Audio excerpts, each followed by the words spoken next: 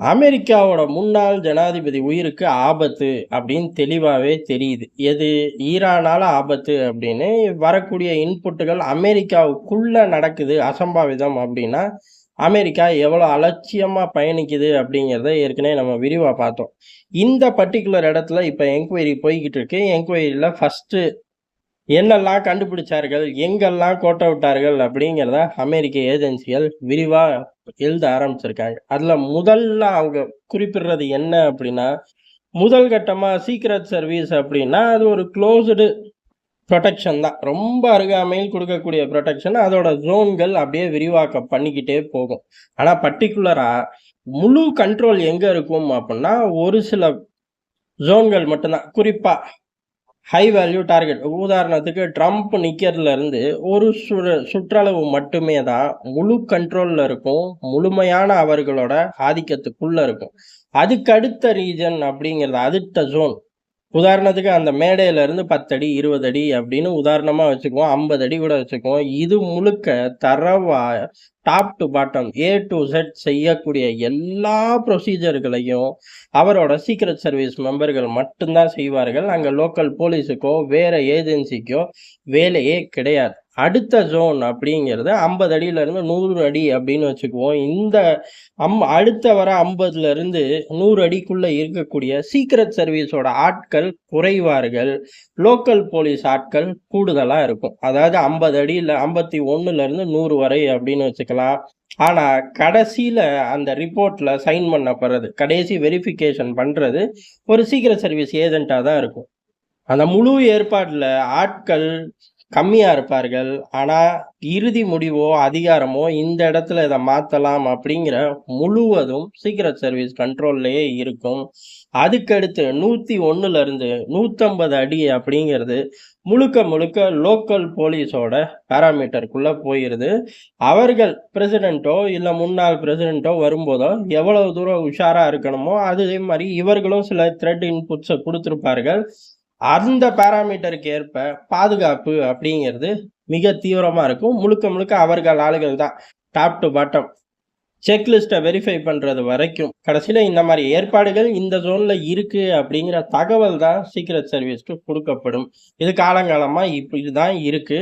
Donald ட்ரம்ப்போட நிகழ்ச்சிகள்லையும் இதே procedure தான். இங்க எங்க வினையா வந்திருக்கு அப்படின்னா, கரெக்ட்டா 100 அடி 101வது அடியில இருக்கக்கூடிய பில்டிங் இருந்துதான் இந்த பையன் டொனால்ட் ட்ரம்ப்பை பார்த்து சுட்டிருக்கான்.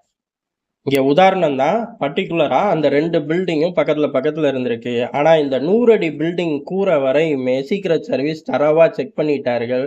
101வது லோக்கல் போலீஸோட பாராமீட்டருக்குள்ள வருது அப்படின்னு இவர்கள் விலகிட்டார்கள்.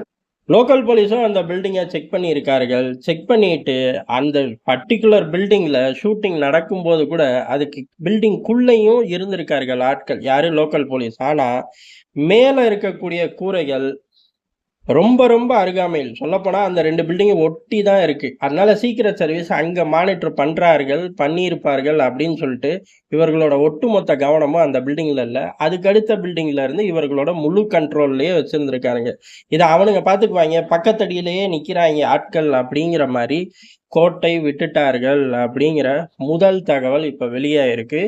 இது மிகப்பெரிய குளறுபடி தான். இந்த குளறுபடிய எதிரி நாடுகள் கண்டுபிடிச்சிருந்தா என்ன ஆகும் அப்படிங்கிறதா. அதாவது சீக்ரெட் சர்வீஸோட ஜோனும், லோக்கல் போலீஸோட ஜோனும், சீக்ரெட் சர்வீஸ் போலீஸோட முடியக்கூடிய ஜோன், இந்த பக்கம் லோக்கல் போலீஸோட ஆரம்பிக்கக்கூடிய ஜோன். 2லயும் அந்த நடுப்பகுதி இவனுங்களோட குழப்பமான ஒரு மானிட்டரிங்ல தான் இருக்கும் அப்படின்னு தெரிஞ்சாலே போதும். வச்சு விளையாடலாம்.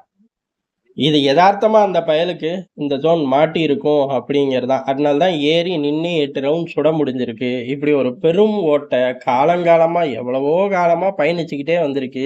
இனி இந்த இடத்த ஒர்க் அவுட் பண்ணணும் அப்படின்னு சொல்லியிருக்கார்கள். இன்னொரு பெரிய கொடுமை, அந்த பில்டிங்ல மேல இருந்து இந்த பையன் சுடும்போது, திருப்பி சீக்ரெட் சர்வீஸ் சுடும்போதும், இந்த பில்டிங்கோட உள்பகுதிக்குள்ள, அதாவது ஃப்ரண்ட்ல இருக்கக்கூடிய பகுதியில போலீஸ் நிக்கத்தான் செஞ்சிருக்காங்க. பின்வாசல், அதாவது அந்த பில்டிங்கோட பின்பகுதி வழியா தான் கூரை மேல இந்த பையன் ஏறியிருக்கான். பின்னாடி பெருசா போலீஸ் கவனம் இல்லை அப்படிங்கிறத. ஏறக்குறைய இப்ப அவன் பார்த்துக்குவான் இவன், இவன் பார்த்துக்குவான் அவன் அப்படிங்கிற மாரி கோட்ட விட்ட மாரி தான் இந்த சம்பவம் நடந்திருக்கு அப்படின்னு சொல்லியிருக்கார்கள். இது ஃபர்ஸ்ட் என்குயரில வந்திருக்கு. ஆனா இங்க அடுத்த கேள்வி, மக்கள் கேட்கிற கேள்விக்கு பதில் இல்ல.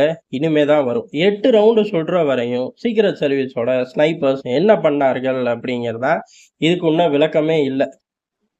இதுக்கு விளக்கம் வர்றதுக்கு முன்னாடியே, இந்த மாரி சம்பவங்கள் நடக்கும்போது ஏகப்பட்ட விஷயங்கள் உள்ளுக்குள்ள பம்ப் ஆகும். அதுல எது உண்மை, எது பொய்யி அப்படின்னு தெரிஞ்சுக்கிறதுக்குள்ள விடிஞ்சு போயிரும். அதுவும் சம்பவம் வேற அமெரிக்கால நடக்குது. அமெரிக்கால மிகப்பெரிய ஹை வேல்யூ டார்கெட்டு. அப்ப இதுக்கு குறைச்சலே இருக்காது. அமெரிக்காலயே இப்போ ஒரு பெரும் குழப்பம். என்ன அப்டின்னா, இந்த 8 ரவுண்டு ஃபயர் பண்ற வரை சீக்ரெட் சர்வீஸோட கன்மேன்ஸ் என்ன பண்ணார்கள்ங்கிறத தாண்டி, ஒரு பெரும் குழப்பமும், சில ஃபுட்டேஜஸும் வருது. எல்லாமே பொய்யா இருக்கலாம். இல்ல எல்லாமே உண்மையா இருக்கலாம். அதெல்லாம் நாளடைவுல தான் தெரியும். என்ன அப்டின்னா, ஒரு நபர் மட்டும் கிடையாது. இன்னும் சில நபர்கள் இருந்திருக்கார்கள். 8 ரவுண்டு ஃபயர் அப்படிங்கிறது இந்த பையன் மட்டும் கிடையாது அப்படின்னு சொல்லியிருக்கார்கள். இது அஃபிஷியலா அமெரிக்கா சொல்லுதா? கிடையாது. அமெரிக்காவோட முக்கியமான ஏஜென்சிகள் சொல்லுதா? கிடையாது. ஆனா அமெரிக்காலயும் சோசியல் மீடியாவுக்கு பஞ்சம் கிடையாது. அமெரிக்காலயும் உள்ளூர் மீடியாக்களுக்கு பஞ்சம் கிடையாது.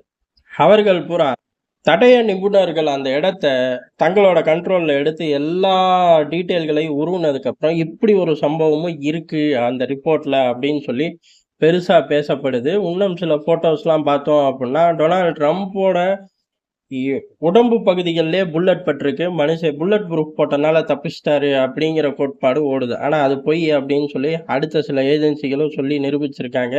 ஆனா இந்த சம்பவம் 8 புல்லட் இந்த பயல்ட்ட இருந்து மட்டும் ஃபயர் ஆகல. வேற ஆட்களும் இருந்திருக்க வாய்ப்பு இருக்குங்கிறதுக்கு இன்னமும் போதுமான ஆதாரங்களோ, இல்ல மறுப்புக்களோ இன்னும் வெளியில வரல. ஆனா இந்த 8 ஃபயர் நடந்தது பர்ட்டிகுலரா இந்த 8 ரவுண்டு ஃபயர எப்படி தடுக்க முடியாம போச்சு அப்படிங்கிற அந்த தகவல் வெளியேறக்குள்ளயுமே, பல சதிக் கோட்பாடுகள் வெளியில வர ஆரம்பிச்சிருச்சு.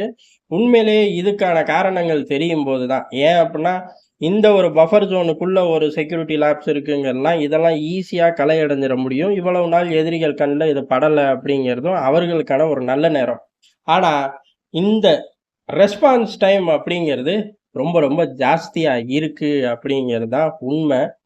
அமெரிக்க சீக்ரெட் சர்வீஸ் மட்டும் கிடையாது. உலகம் பூரா ஹை வேல்யூ டார்கெட்ட சுத்தி உள்ள நபர்களோட முதல் கட்ட வேலையே இதான். ரெஸ்பான்ஸ் டைம்ங்கிறது மினிட்ஸ் எல்லாம் தொடாது. செகண்ட்ஸ்ல தான் இருக்கும். ஆனா இங்க அப்படி கிடையாது. தாறுமாறா நேரம் இழுக்கப்பட்டுச்சு அப்படிங்கிறனால தான் இவ்வளவு பெரிய சம்பவம். இல்லாட்டி இத இன்னும் கூட ஷார்ட்டா சுருக்கி இருக்கலாம். ஏன்னா 2 நபர்கள் இறந்திருக்கார்கள். இவருக்கும் அடிபட்டிருக்கு. இதுவே நடக்காம தடுத்திருக்க முடியும். யாரு அப்டின்னா, கன்மேன்கள் அலர்ட்டா இருந்தா. இப்ப அதுல ஏன் அலர்ட்டா இல்லைங்கிறத நோக்கி அமெரிக்க விசாரணை போய்க்கிட்டு இருக்கு. அதுலயும் நெறைய தகவல்கள் வரும். ஏன் அப்படின்னு, அதையும் நம்ம இங்க விரிவா பார்ப்போம்.